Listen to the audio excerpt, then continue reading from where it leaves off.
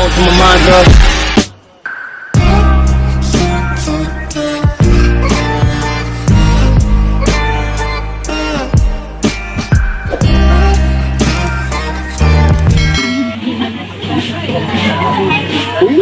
Era muda, kaulah masa depan gereja. Kau bagaikan pelita yang selalu bernyala. Ini bermunculan. Hai kamu generasi muda, di tanganmu menggenggam tanah masa lalu. Di tanganmu pula tergenggam benih masa depan. Itulah generasi muda Katolik yang diharapkan. Di tangan kirimu tergenggam tanah masa lalu. Di tangan kananmu tergenggam benih masa depan. Gereja Paroki Santa Cecilia Kota Fon akan menjadi menarik jika di halaman gereja itu ditumbuhi oleh bunga-bunga kaum muda. Gereja itu juga akan mati ketika bunga-bunga kaum muda itu menjadi layu.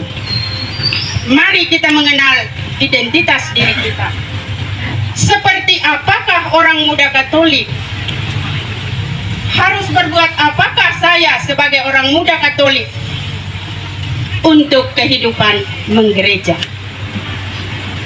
Dalam bingkai persaudaraan, saya sejak beberapa hari yang lalu sempat berbincang-bincang dengan moderator OMK Paroki Romo Franky.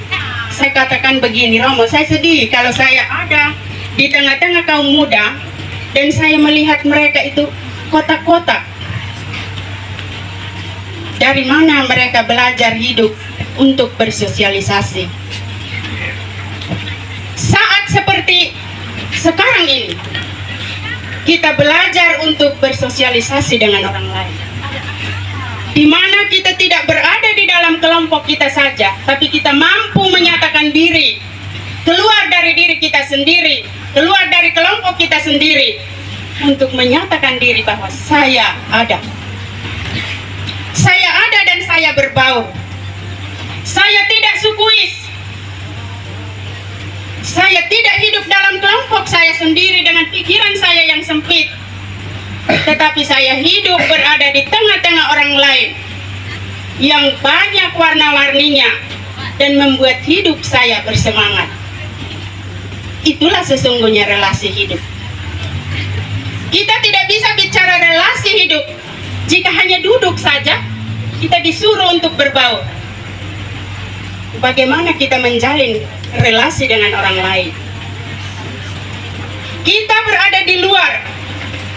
Apa yang kita buat, apa yang kita bawa, itulah gambaran hidup keluarga kita. Itulah gambaran hidup diri kita sesungguhnya. Satu kebutuhan yang paling dasar menurut para ahli adalah kebutuhan untuk menyatakan diri, untuk mengaktualisasikan diri di depan banyak orang. Bagaimana kita bisa mengaktualisasikan diri jika kita tidak bisa membangun sebuah relasi yang sehat dan positif dengan orang lain, dengan kelompok lain, dengan lembaga lain, apalagi di dalam kehidupan menggereja. Kita tahu bahwa gereja Katolik sangat menekankan kesetiakawanan. Solidaritas. Bagaimana kita menyatakan rasa solidaritas kita apabila kita tidak mampu berbaur? Kita tidak bisa melepaskan diri dari kelompok yang kecil untuk bergabung dengan kelompok lain yang lebih besar. Sedikit sentilan di awal materi saya. Ketika saya diminta untuk membawakan materi ini, saya teringat akan 20-an tahun yang lalu ketika saya seperti adik-adik saat ini. Kehidupan orang muda yang penuh semangat, yang selalu tanggap, tangguh dan terlibat dalam kehidupan, dalam kegiatan menggereja. Harus kita nyatakan, kalau tadi dalam baris-baris puisi itu, adik-adik sudah menyatakan, kaulah masa depan gereja. Apa yang kita buat kalau kita adalah masa depan gereja itu sendiri? Kaulah tulang punggung gereja. Apa yang kita pikul di sini sebagai tanggung jawab menjadi tulang punggung gereja itu sendiri? pertanyaan awal saya untuk membawa kita pada materi saya tentang relasi hidup orang muda Katolik, relasi hidup yang baik sebagai orang muda Katolik dalam kehidupan menggereja di era digital saat ini. Karena perkembangan ilmu pengetahuan dan teknologi membawa kita lupa diri, seperti yang dalam khotbah tadi Romo Franky bawakan. Sering kita lupa diri, sering kita terbuai dengan kemajuan-kemajuan yang menyeret kita harus ikut ke arus itu, dan kita lupa hal baik apa yang tetap harus kita pertahankan. Saya tidak katakan bahwa kita tidak boleh mengikuti itu, tidak harus di zaman ini kita harus mengikuti itu. Tetapi perkembangan itu tidak membawa kita kepada lupa diri. Perkembangan itu tidak boleh membawa kita kepada hilang ingatan siapa diri saya sesungguhnya. Kalau saya orang muda Katolik, siapa saya sesungguhnya untuk kehidupan gereja, untuk kehidupan di dalam keluarga, dan kehidupan di tengah-tengah masyarakat. Mari kita bedah materi yang akan saya bawakan. Relasi itu saya bawakan dalam 3 bentuk relasi. Yang pertama, relasi dengan Tuhan.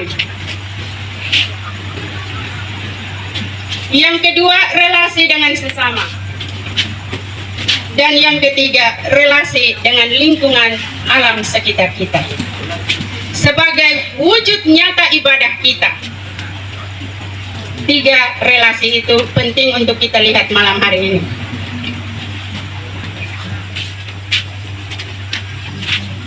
Membangun atau membina relasi dengan Tuhan adalah hal yang sangat utama dan terpenting di dalam kehidupan kita sebagai ciptaan Tuhan sendiri. Beriman Katolik, sebagai orang muda yang beriman Katolik, mengandalkan Tuhan di dalam kehidupan harian kita. Bagaimana cara mengandalkan Tuhan? Kalau jam doa saja kita tidak pernah mengaturnya. Ketertarikan kita pada alat-alat yang sekarang ini, HP, permainan-permainannya membawa kita sampai kita tidak bisa membagi waktu dengan baik antara waktunya Tuhan dan waktunya untuk diri sendiri, waktunya orang lain dan waktunya untuk diri sendiri. Mengandalkan Tuhan, menghadirkan Tuhan di dalam kehidupan kita sebagai orang muda Katolik, sebagai bukti iman kekatolikan kita. Saya teringat ketika berapa puluh tahun yang lalu bersama dengan Romo Leonardus Nahas, keadaannya seperti, situasinya seperti saat ini. Kami dituntut, dibagikan tugas untuk kau pimpin doa, kau pimpin renungan, kau atur tanpa kompromi. Dan kita harus bersedia terima tugas itu. Mari kita mengenal diri. Ketika kita melakukan relasi dengan Tuhan, di dalam doa-doa kita, Tuhan nyatakan kepada saya apa kelebihan saya yang boleh saya pakai untuk mewartakan namamu di tengah-tengah kehidupan kaum muda dalam hidup menggereja. Dan apa pula kekurangan saya, bawakan dalam doa. Minta campur tangan Tuhan. Tuhan katakan kepada saya, tema umum itu kita dalam hubungan dengan Tuhan, kita juga mengenal diri. Di hadapan Tuhan kita mengenal diri kita dalam doa-doa yang kita bawakan. Keintiman hubungan kita dengan Tuhan akan membawa aura yang berbeda dalam kehidupan kita. Percaya atau tidak kaum muda? Kalau setiap hari kita dekat dengan Tuhan, tampilan kita beda. Ketika menghadapi kesulitan juga kita beda, kita mampu. Walaupun kita jatuh, kita akan mampu berdiri. Ketika dihadapkan pada kesulitan yang kita tidak bisa memilih, kita akan dimampukan untuk memilih kedekatan kita dengan Tuhan. Berdoa itu kapan saja, Kakak Marsi? Coba. Berdoa itu kapan saja. Kapan saja kita bisa berdoa. Salam happy banget. Seperti itu. Oke,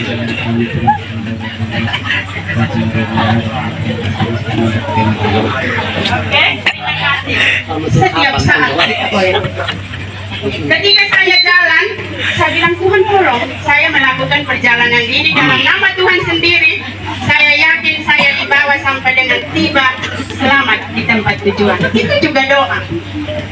Seperti tadi ketika bersama dengan Romo Balak di tengah jalan, Nus lari sepertinya ceplos-ceplosan. Nus, tolong ingat di dalam mobil ini ada nyawa manusia bukan barang Itu juga bentuk doa, toh. Setiap saat kita boleh berdoa. Ketika kita duduk dan menunduk, kemudian kita sebut nama Tuhan dalam hati, itulah doa.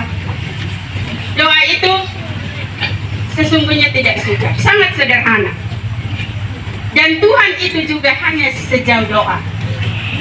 Kalau kita berpikir Tuhan ada di langit ketujuh, tidak. Tuhan itu dekat dengan kita sejauh doa. Begitu kita merasa ada yang mengganjal, kita berdoa saat ini, semuanya juga hilang. Relasi dengan Tuhan. Ya. Yang kedua, relasi dengan sesama. Relasi dengan sesama itu dalam bentuk yang sekarang ini. Tetapi sesama itu juga orang tua. Ini yang kedua ini kita bahas juga akar kita dari keluarga. Tadi Romo perinci dalam khotbahnya, kita kembali ke akar hidup kita. Setiap kita termasuk saya dan adik-adik berakar dari hidup keluarga. Bagaimana keluarga menanamkan nilai-nilai spiritual dalam hidup kita, dan tugas kita adalah mengembangkannya. Saya ketika di rumah kalau bercerita dengan Bapak, saya katakan begini, semua kita punya berkat ini adalah doa-doa orang tua kita. Tugas kita saat ini adalah berdoa bagi anak-anak kita, supaya mereka juga mendapat bagian berkat di dalam kehidupan mereka. Kita sudah bahagia karena kita mendapat berkat oleh karena doa orang tua kita. Tapi apa tugas kita sebagai, sekarang kalau kita ini Bapak dan Mama, sama juga dengan OMK ini, apa tugas OMK? Bawakan dalam doa kehidupan gereja yang bersemangat. Mintakan dari Tuhan apa yang kami perlu buat Tuhan sebagai orang muda, agar gereja kami bisa hidup. Tanamkan pikiran-pikiran positif di dalam pikiran kita sendiri. Itu jiwanya semangat. Orang tua seperti kami saja masih memiliki jiwa muda, apalagi orang muda. Berbaur, bersosialisasi dengan orang lain, dan tetap menomorsatukan persaudaraan. Belajar ketika bersosialisasi dengan orang lain, belajar menghargai orang lain. Seperti tadi panitia mengatur, kita yang lain mengikuti, itu bentuk penghargaan. Belajar menghargai orang lain. Tadi saya kasih tugas, tolong buatkan sebaris puisi. Bisa semua muncul, bermunculan yang bagus-bagus. Belajar mengenal diri bahwa kita memiliki kelebihan. Kita juga mampu, bukan hanya orang yang di luar sana. Tapi kita, dalam kesederhanaan kita, dalam kepolosan kita apa adanya, kita juga memiliki kemampuan. Kita bangun relasi seperti ini supaya kita juga mengenal diri kita itu sebenarnya siapa. Apa yang saya miliki menjadi kelebihan saya. Dan saya pakai untuk kehidupan menggereja. Tidak berhenti di sini. Kita pulang sampai di paroki sana. Kegiatan saya masih lihat orang muda seperti ini Berarti ada semangat Natal, lahir kembali. Kita harus lahir kembali. Kalau COVID sudah buat kita tidur terlena, kita bangun pelan-pelan sudah. COVID hampir berlalu, walaupun sekarang bilang varian Omikron atau apa menakutkan, tapi kita kan belum sampai di sini. Ya. Relasi dengan sesama perlu kita bangun. Dan kita jangan lupa bahwa di keluarga kita memiliki bapak, mama, adik, kakak. Kita hidup bersama dengan mereka. Dan jangan setiap hari kita berkutat dengan HP, sampai mama panggil juga. Kebiasaan orang muda bukan hanya anak-anak, orang tua panggil juga tidak jawab lagi ya. Di rumah coba kalau anak-anak pegang HP dan kita lewat selamat pagi, tidak ada yang buka mulut untuk jawab atau angkat muka untuk lihat siapa yang memberi salam. Itu juga mengurangi relasi kita yang baik. Sikap-sikap seperti itu, egois, itu diakibatkan karena kita merasa bahwa kita punya teman yaitu HP. dan bukan orang lain. Padahal sesungguhnya supaya kita bisa bangun relasi, kita harus bersama orang lain. Orang tua kita punya rasa peduli.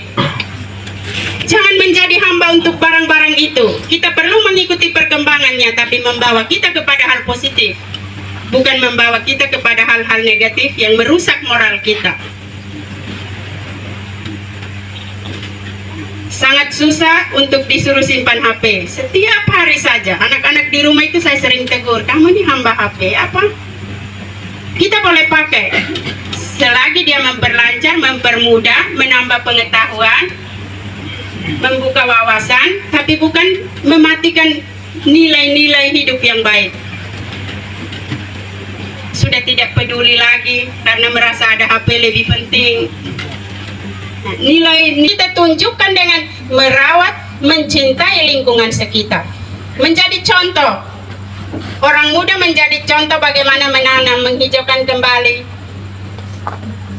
Bukan orang muda menjadi contoh untuk menebang dan membakar.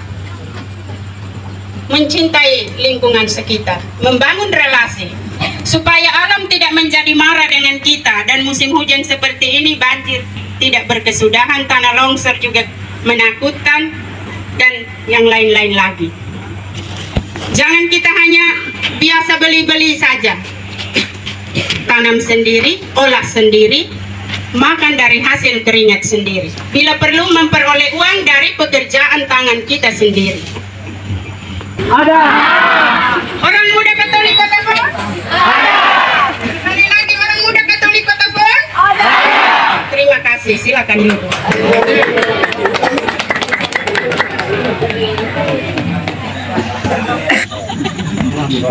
Kata Yesus kepada pemuda yang kaya raya itu,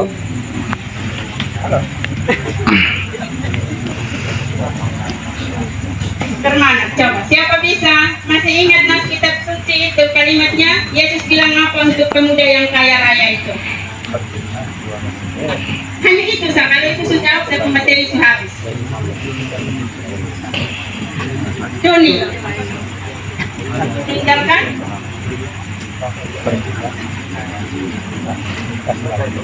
Tinggalkan kekayaanmu dan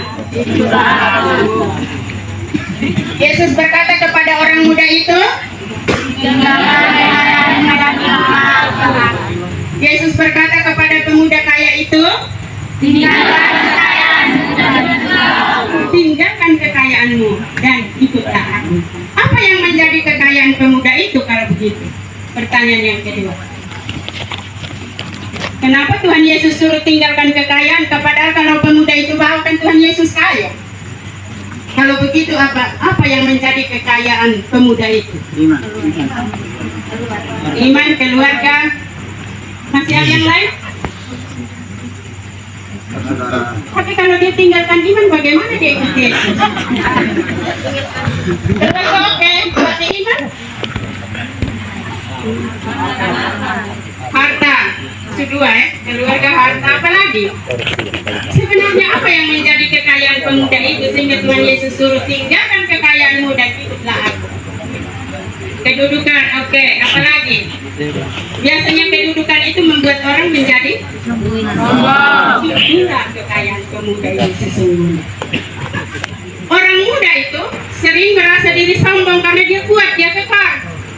Tetapi Tuhan Yesus bilang, tinggalkan segala kekayaanmu itu dan ikutlah aku. Mari kita ikuti Yesus sebagai pemuda yang luar biasa, yang menjadi suri teladan sekaligus juru selamat untuk kita sekalian. Selamat malam. Malam luar biasa, tetap semangat. Sekian penyampaian materi saya.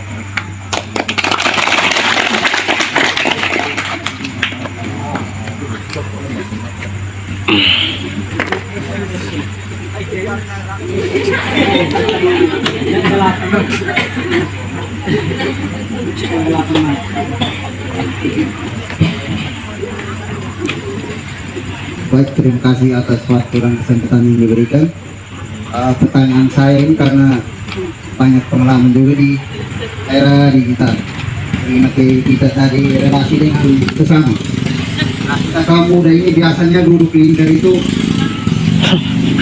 pegang HP seperti yang tadi kakak kita ini Gideos paparkan materinya. Biasanya saat kita duduk laki-laki biasanya gelas berjalan itu harusnya cerita. Tapi kita bahas mana? Karena semua ada pegang HP. Nah, masalah yang kita selesaikan untuk menghadapi situasi seperti itu apa saja? Hanya solusi yang kita hadapi.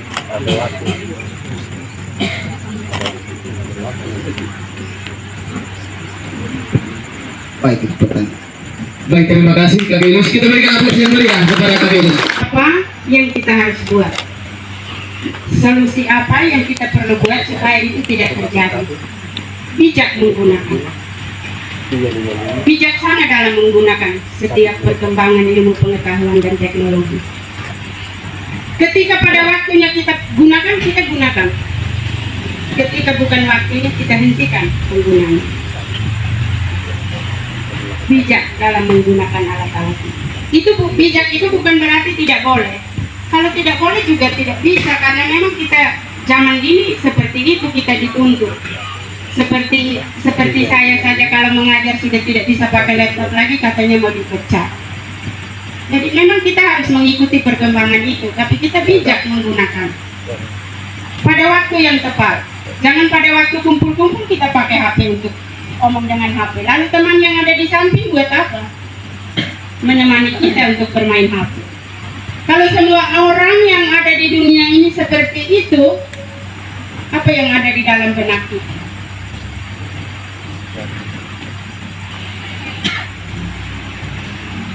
Relasi menjadi rusak.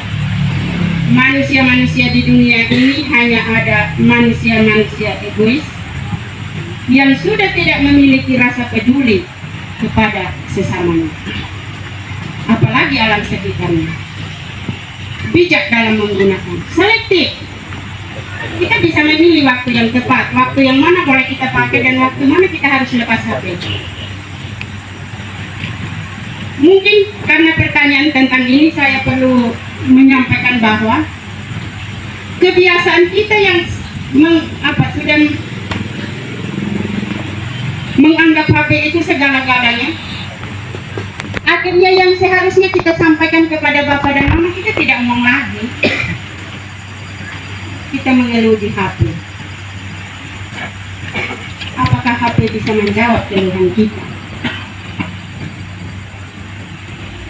Saya punya anak di rumah yang mama tidak usah main di FB. Ya, terima kasih kalau itu peringatan dari anak-anak. Nanti mama ikut yang lain saja, kami ajar mama untuk yang itu saja. Ya, terima kasih kalau mama ada waktu dan kalau tidak sibuk. Itu saya mau katakan begini, zaman sekarang ini orang-orang muda lebih suka mengeluh di dalam HP-nya daripada pergi kepada bapak dan mamanya, kepada kakak dan adiknya, lalu menyampaikan komunikasi lisan, kedekatan hatinya dengan orang tuanya. Sulit dilakukan, dan itu kita alami semua, baik kami yang membina anak-anak dalam keluarga maupun kehidupan orang-orang muda di dalam keluarga dan bersama orang muda yang lain. Solusinya adalah kita bijak, kita selektif, bisa memilih. Kan ada dampak positif, ada dampak negatif, ada pengaruh positif, ada pengaruh negatif. Bawa yang ke dalam dirimu itu pengaruh positifnya. Renungan di dalam misa pembuka, sampai kita lupa ngomong dengan bapak dengan mama. Apakah kalau kita mengeluh kepada HP lalu HP menjawab? Saya pernah diberi nasihat oleh seorang pastor begini. Ibu sebagai ibu rumah tangga, hidup bersama dengan anak-anak, tolong kontrol mereka pegang HP itu. Kalimat-kalimat yang mereka bawa tulis di alam maya, di dunia maya, supaya dikontrol. Jangan biasakan mereka memakai FB, memakai apalagi yang tadi Om ngomong sedikit nama, sebagai tempat untuk mengeluh. masih atas kesempatan yang diberikan kepada saya. Sebelumnya, perkenalkan nama panjang saya Siti Domitri Raitnana. Terserah Tok dan Tata mau panggil apa, yang penting tidak keluar dari 3 kata nama saya ini. Baik, pertanyaan saya.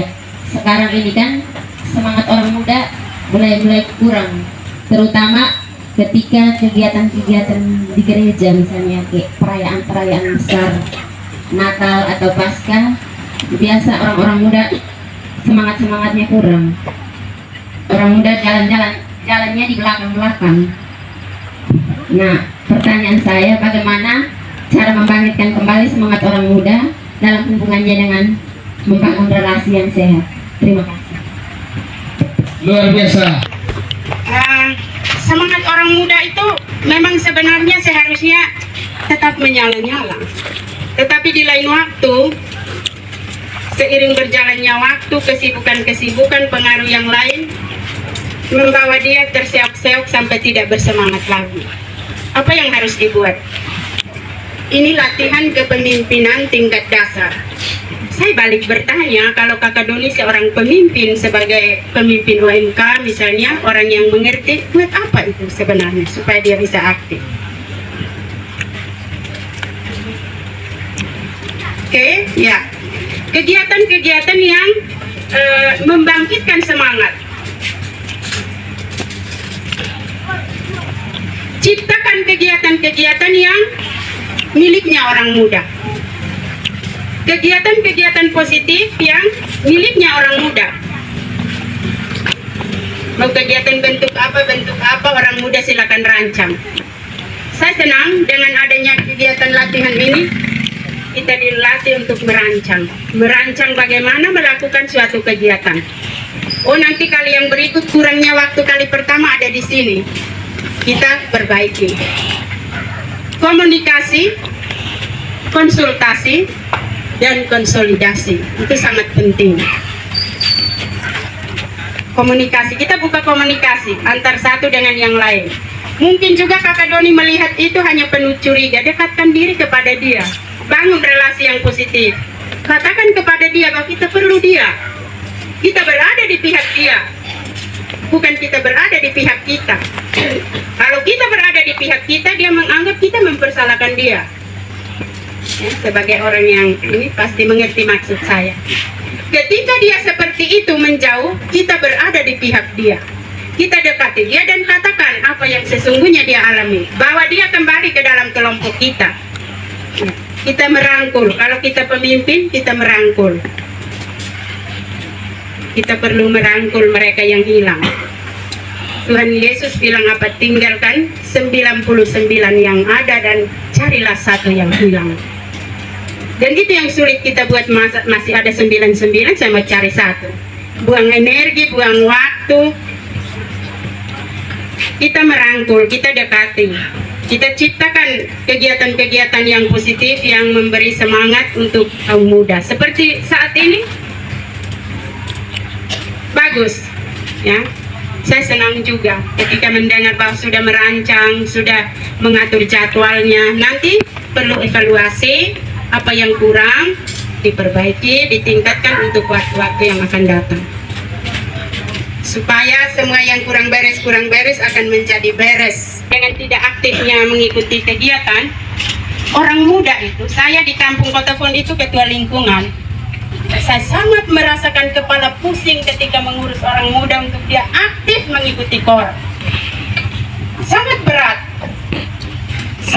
Sangat berat ketika saya menyampaikan bahwa orang muda malam ini, orang-orang tua latihan KOR harap sebagai orang muda yang ada di lingkungan itu adalah anggota umat lingkungan itu hadir mengikuti KOR. Tak ada satu yang datang. Kalaupun ada ya 2 orang, 3 orang yang setia-setia dong. Ini adalah teguran. Sentilan saya ini supaya nanti semangat Natal itu kelahiran baru. Nanti mudah-mudahan bulan depan kalau latihan KOR di Kotafon, OMK dong ada ikut latihan. Kalau kita analogikan yang tadi disampaikan oleh Kakek Bos bahwa relasi antara Tuhan, antara kita dengan manusia, maka dengan sendirinya menghadirkan kita berrelasi dengan diri kita sendiri. Karena ketika kita berrelasi dengan Tuhan, maka dengan sendirinya kita berrelasi atau berhubungan dengan diri kita sendiri. Kita menemukan kembali diri kita melalui doa atau melalui renungan-renungan lainnya. Yang kedua adalah relasi kita dengan alam dan juga relasi kita dengan sesama. Saya ibaratkan, saya analogikan ketiga hal tersebut sebagai ketiga tungku.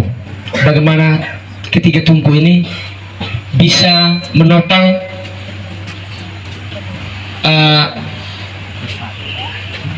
hal-hal atau tacu, pokoknya apa masakan apa saja yang kita ramu di situ, bumbu yang di dalamnya ada bumbu dan lain sebagainya, supaya kita cicip bersama. Jadi kalau kita analogikan itu, berarti bahwa kalau kita berrelasi dengan Tuhan, kita berrelasi dengan sesama, dan juga kita berrelasi dengan alam sekitar, maka dengan sendirinya apa yang kita harapkan, kendala-kendala apa yang kita temukan dapat kita hadapi dengan baik. Sehingga salah satu otak kita dari Ceko, salah satu sastrawan Ceko pernah bilang Kundera, bahwa kita sebenarnya terperangkap dalam satu perangkap imagologi. Apa itu perangkap imagologi? Itu adalah satu terminologi untuk membesar-besarkan sesuatu, tetapi di dalamnya keropos. Sehingga tadi di dalam khotbahnya Kakak Ron Frankie yang mengatakan bahwa lihatlah ke dalam diri sendiri, jangan lihat kisinya. Mungkin itu saja dari saya sebagai moderator, sebagai penutup. Terima kasih kepada Kakak Bios mewakili OMK, pengurus dan juga panitia. Kami menyampaikan limpah terima kasih banyak. Mohon maaf juga apabila ada hal-hal yang tidak berkenan. Terima kasih juga kepada teman-teman peserta yang sudah bersedia mendengarkan materi ini, dan juga mohon maaf apabila ada hal-hal yang tidak berkenan di hati saudara-saudara sekalian. Terima kasih, saya kembalikan kepada teman-teman seksi acara.